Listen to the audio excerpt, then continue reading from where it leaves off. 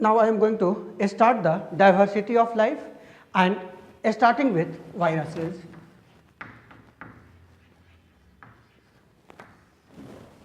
The word viruses originate from a Latin word venum,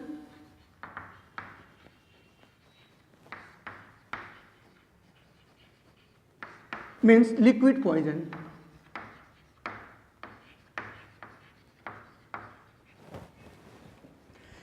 The viruses were first of all noticed by Adolf Meyer.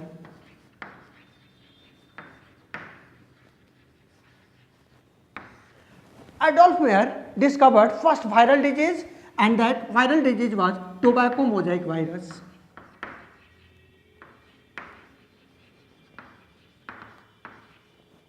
Disease. But scientifically, the existence of viruses was proved by Dmitry Ivanovsky,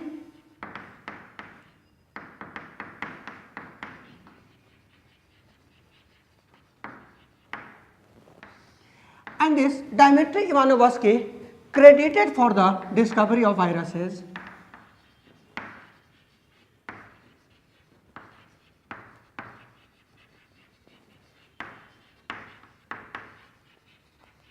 Credited for the discovery of viruses. Louis Pasteur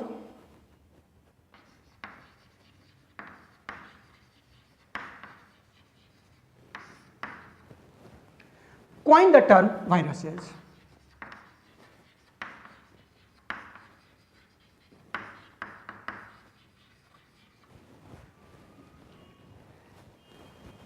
M.W. Stanley first of all obtained viruses in crystallized form.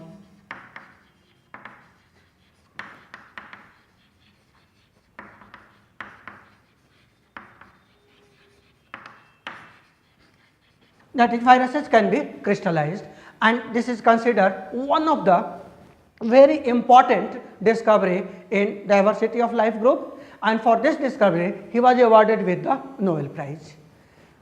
Bowden and Pirie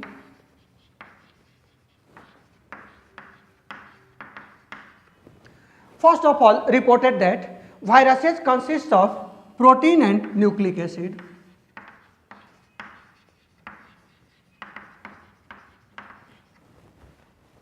These are some of the famous scientists associated with the discovery of viruses. Now let me explain some of the basic terms, that is the virion. Virion means inert virus.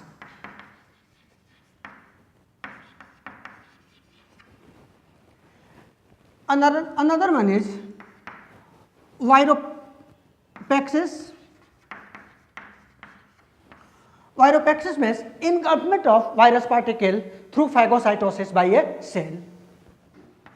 Viremia. Viremia means the presence of viruses in the bloodstream. This is called viremia.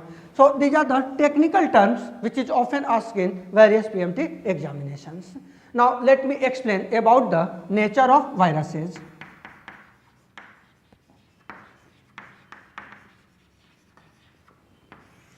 In the introduction part, I have already told that viruses shows some of the living character and some of the non-living character. So first let me explain about some of the living character of viruses, that is the animate characters.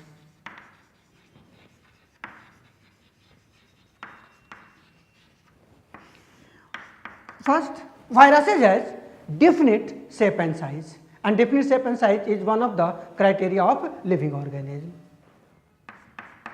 The second character, viruses are living within the host cell, that is they reproduce inside the host cell. This is another criteria of living. Viruses are sensitive to heat, UV rays, etc., and this is the third criteria of living. Viruses infect the plants and animals and causes various types of disease. This is the another criteria of living.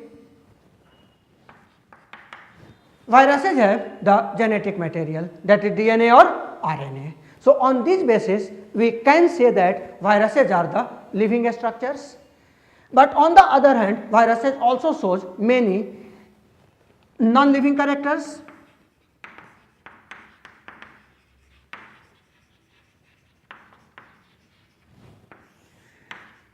Some of the important non-living characters are, the first non-living character is viruses can be crystallized. Viruses can be obtained in crystal forms. So, this is the typical character of non-living. Second, they remain inert outside the host body. Third one, they do not respire.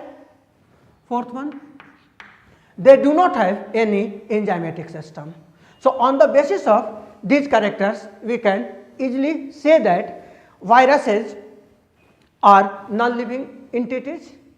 So, the argument about living and non-living entities both are strong, and that is why viruses are placed in between living and non-living, and this is all about the nature of viruses.